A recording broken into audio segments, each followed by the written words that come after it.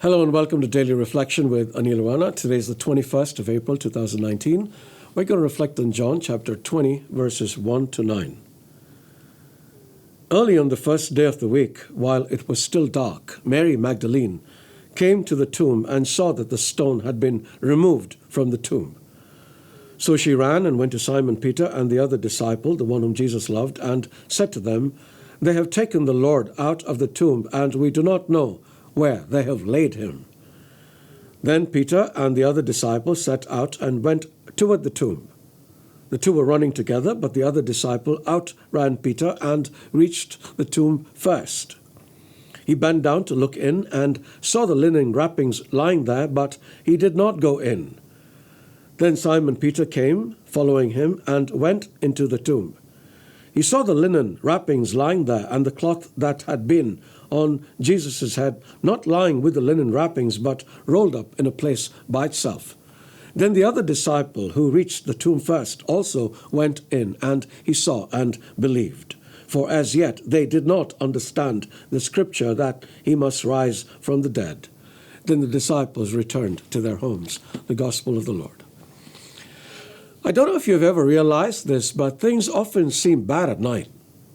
When you're lying in bed with the lights off, an unpleasant event that occurred during the day keeps replaying itself in the mind like a stuck record. And every time the scene plays itself out, the situation seems darker and more dismal. It fills one with fear and dread. If you've realized this, you probably have also realized that come the morning light, everything seems better and brighter. It must be the dark. In our story today, while it was still dark, Mary Magdalene came to the tomb. She saw that the stone had been removed from the tomb, and she immediately thought the worst. Somebody had stolen Jesus from the tomb, so she ran back into town looking for somebody who might help. She finds Peter and John and tells them about what has happened, so they run towards the tomb.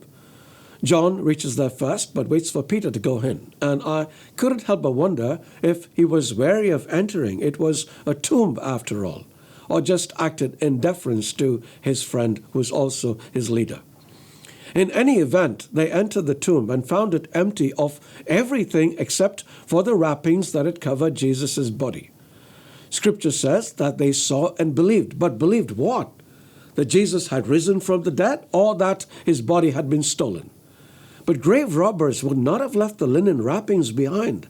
And even if they had, they most certainly would not have rolled them up neatly.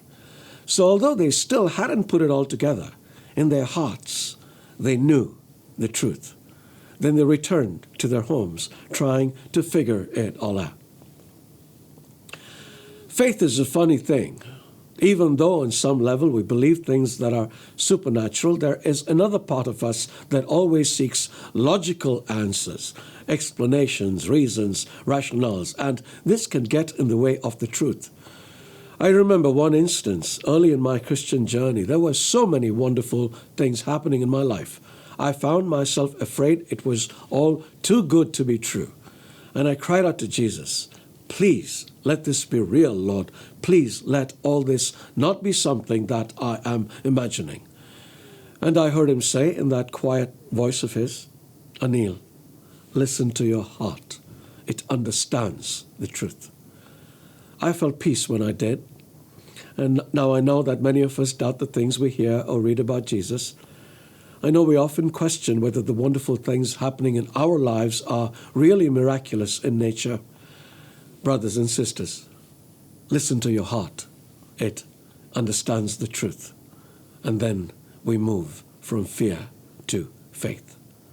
God bless you.